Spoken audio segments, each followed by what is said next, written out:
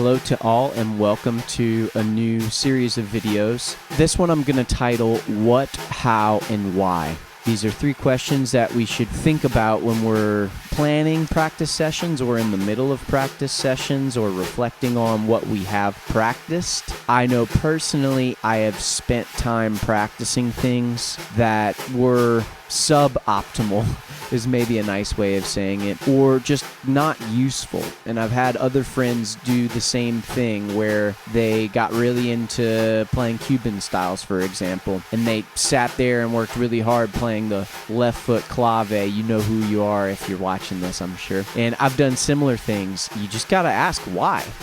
3 questions: what, how, and why. So let's dive into specifically what I was doing for this practice session. The what is a brush pattern, and it's specifically learning how to accent on the and of 2 and and of 4 effectively with that brush pattern. The way I am accenting is I am doing a legato pattern in the left hand, but I am adding a little extra pep to the and of 2 or the and of 4. I've done the and of 1 and the and of 3 many times. As you can see, around that time on those counts, the brush is on the north side of the drum. I find it particularly easy to do that. I've done it many times. Now, accenting on the 2 and 4 is a different sort of challenge. So that's the what. Working that out, essentially, being able to accent that legato pattern on the and of 2 and the and of 4 while playing the swing with the right hand. Let's talk about how. First of all, I did not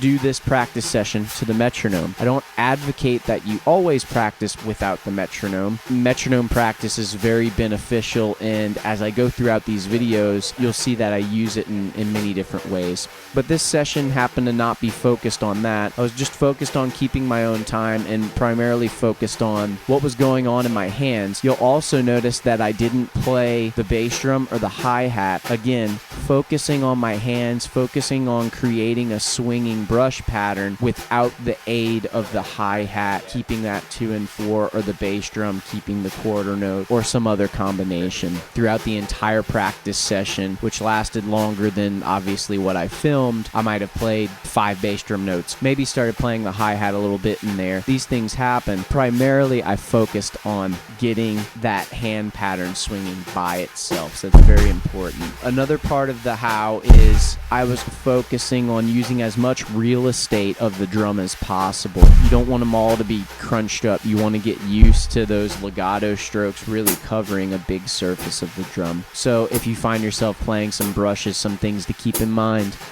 take away the hi-hat and the bass drum, just focus on swing with the hands, and that'll strengthen the brush pattern. As you add the hi-hat, it'll only make it swing a bit harder.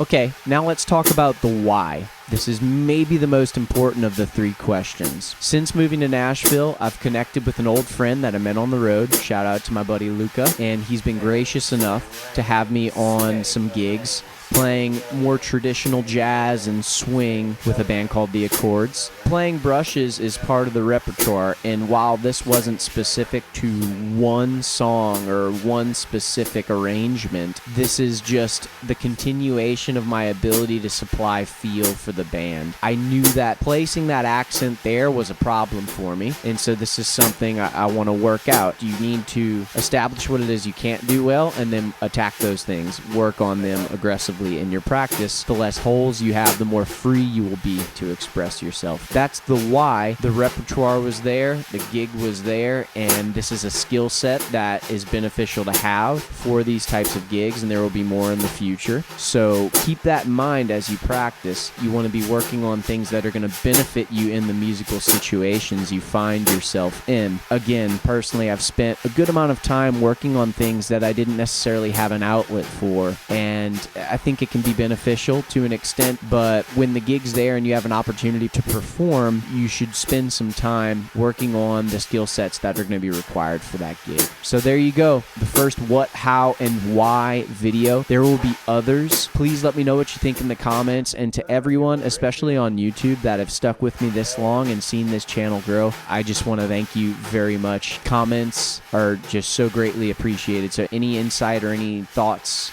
that you can share in the comments would be wonderful. So thank you so much. Until the next time.